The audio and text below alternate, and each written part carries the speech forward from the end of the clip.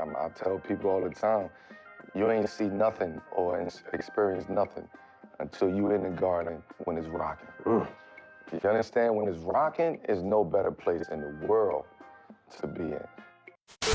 Alcohol, right? So the one thing that remains undefeated in the NBA, especially heading into springtime basketball, is young players taking their learning lessons in the playoffs. No matter how good their team is, no matter how well a player performed throughout the regular season, they always take their licks in their first few playoff experiences. And this scenario played out right here with the Detroit Pistons in crunch time going up against the Knicks.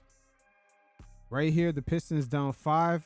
The Knicks on a 13-0 run. The game is approaching closing time. And why is Cade even posting up OG, period? He's not going to be able to get away with just trying to bully smaller players. OG is one of the few guys in the league that Cade has to pinpoint, that he cannot try to run that game on. I mean, just off the top of my head, it's really OG, Jalen Brown, Giannis, Kawhi Leonard, Bam Adebayo.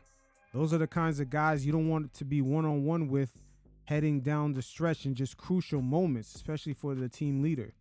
So Cade has to pick his spots better.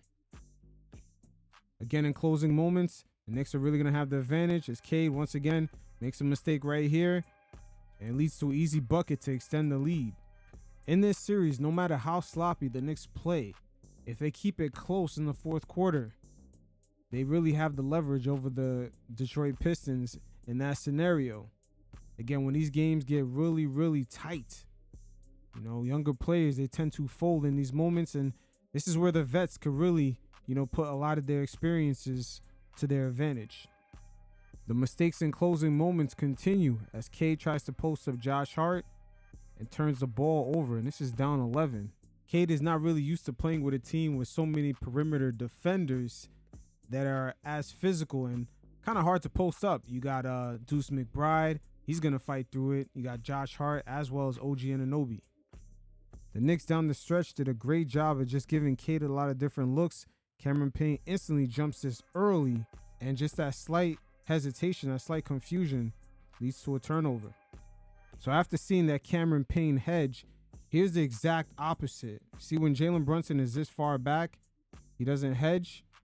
Watch Cade just go downhill. It's easy for him to just go to work and get to his spots and just touch that paint.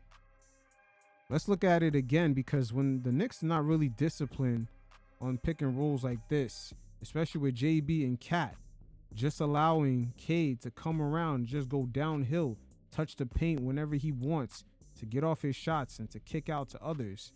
This is where the Knicks find themselves in trouble. And this is exactly what happened in the regular season. You see, once he touches the paint like this, look at Beasley, wide open. So it's going to be important to remain as consistent in those pick and roll coverages. They're going to have to jump it or just be disciplined on what happens and not letting those pick and rolls form early and just letting Cade have enough space to operate the way he wants.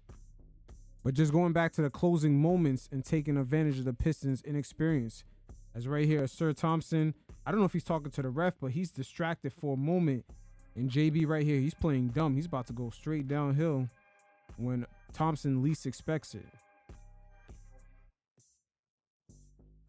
Again, a lot of the mistakes the Pistons made in the fourth quarter was all in the closing moments. This is one of the many things that swung this game in the Knicks' favor, along with the combination of Karl Anthony Towns attacking his mismatches. He has the best offensive advantages in this whole series, and it's by a mile. No one's even close to having the mismatches Cat has, and he took full advantage of it throughout this whole game, and everything came full circle in that fourth quarter, along with Josh Hart just generating easy buckets, just him adding additional pressure on the rim besides the looks that was coming from Cat. It was a lot for the Pistons to deal with. OG was creating his own shots. Same thing for JB. They had to worry about him in the three-point line. Same thing for Mikal. So worrying about these guys along with Cat and just Josh Hart attacking the rim nonstop in that fourth quarter, it was just too much for this young team to handle. But we'll see. I believe this is the Karl Anthony Towns series and not necessarily the Jalen Brunson series, as the matchup for Cat is just way too juicy. Jalen Duren is no match for him. And Isaiah Stewart, as we could see, both these guys got into complete foul trouble. But we'll see how it turns out. Until next time, you guys stay safe. Peace.